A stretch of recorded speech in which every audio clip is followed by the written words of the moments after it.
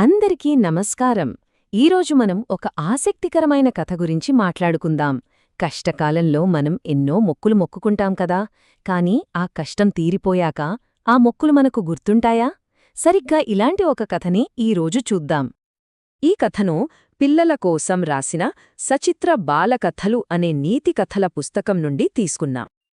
కథలోకి వెళ్లే ముందు ఒక్క క్షణం ఈ ప్రశ్న గురించి ఆలోచిద్దాం. ఉచితంగా దొరుకుతుంది కదా అని ఆశపడితే దానికి మనం ఎలాంటి మూల్యం చెల్లించాల్సొస్తుంది? సరే, ఇక కథ మొదలు పెడదాం. ఈ కథలో మన ప్రధాన పాత్రకు ఒక పెద్ద బలహీనతోంది. అదే ఉచితం కోసం ఆశ. అంటే అతని అత్యాశ అన్నమాట. అనగనగా ఒక జాలరి. అతనికి కొబ్బరికాయ కొనాలనిపించింది. మార్కెట్కి వెళ్తే ధర 8 అణాలు అన్నారు. అబ్బో, చాలా ఎక్కువ అనుకున్నాడు. బేరం మొదలుపెట్టాడు. అప్పుడు అంగడి అతను, ఇక్కడికి ఓ మైలు దూరం వెళ్తే ఒక తోట ఉంది, అక్కడ నీకు ఇంకా చౌకగా దొరుకుతుంది అని చెప్పాడు. సరే అని మన జాలరి ఆ మైలు దూరం నడిచి వెళ్లాడు. అక్కడ ధర అడిగితే 4 అణాలు. అయినా సరే అతనికది కూడా ఎక్కువే అనిపించింది. ఇక అతను బేరం ఆడుతూనే ఉంటే ఆ తోట యజమానికి విసుగొచ్చి ఈ మాట అన్నాడు. అంతే, ఉచితం అనే మాట వినగానే మన జాలరి మరో ఆలోచన లేకుండా చెట్టెక్కడానికి రెడీ అయిపోయాడు. ఇక్కడే అసలు కథ మొదలవుతుంది. ఆ జాలరి ఆడిన బేరం అతన్ని ఊహించని సంక్షోభంలోకి ఎలా నెట్టిందో చూద్దాం. అనుకున్నట్టే చెట్టెక్కాడు. కొబ్బరికాయలు కూడా చేతికి చిక్కాయి.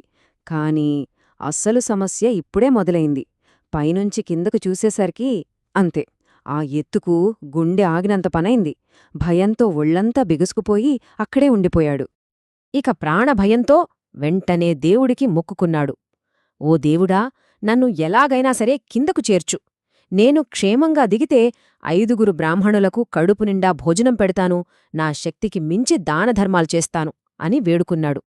సరే, దేవుడికి మొక్కుకున్నాడు కదా, నెమ్మదిగా చెట్టు దిగడం మొదలుపెట్టాడు.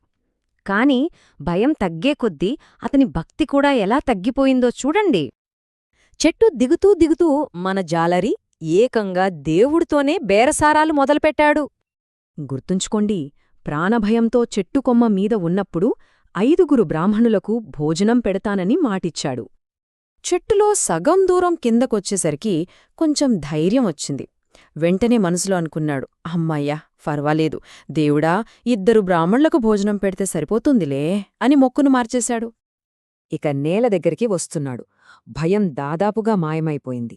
అప్పుడనుకున్నాడు, అసలిదంతా ఎందుకు, ఒక్క బ్రాహ్మణుడికి భోజనం పెడితే చాల్లే అని ఫిక్స్ అయిపోయాడు.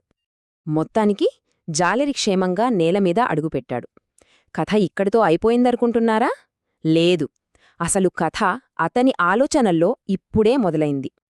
కిందకి దిగాక ఆ ఒక్క బ్రాహ్మణుడికి భోజనం పెట్టే మొక్కును కూడా ఎలా ఎగ్గొట్టాలా అని ఆలోచించాడు. అప్పుడతనికొక భలే ఐడియా వచ్చింది. అవును కదా, బ్రహ్మమంటే అందర్లోనూ ఉంటాడు, నాలో నా కుటుంబంలో కూడా ఉన్నాడు. కాబట్టి మేం భోజనం చేస్తే ఆ మొక్కు తీరిపోయినట్టే కదా అని తనకు తానే సర్ది చెప్పుకున్నాడు. చూశారా, ఈ కథ కేవలం ఒక జాలరిది మాత్రమే కాదు, మనందర్లోనూ ఉండే ఒక బలహీనతను ఇది చూపిస్తుంది. కష్టాల్లో ఉన్నప్పుడు ఎన్నో ప్రమాణాలు చేస్తాం, కానీ ఆ కష్టం తీరిపోగానే వాటిని ఎందుకు అంత తేలిగ్గా మర్చిపోతాం? సరే, ఇంతకీ ఈ కథ మనకు చెప్పే నీతి ఏంటి?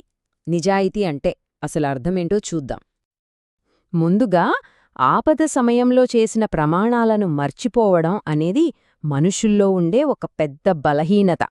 మన జాలరి కథలో జరిగింది కూడా అదే.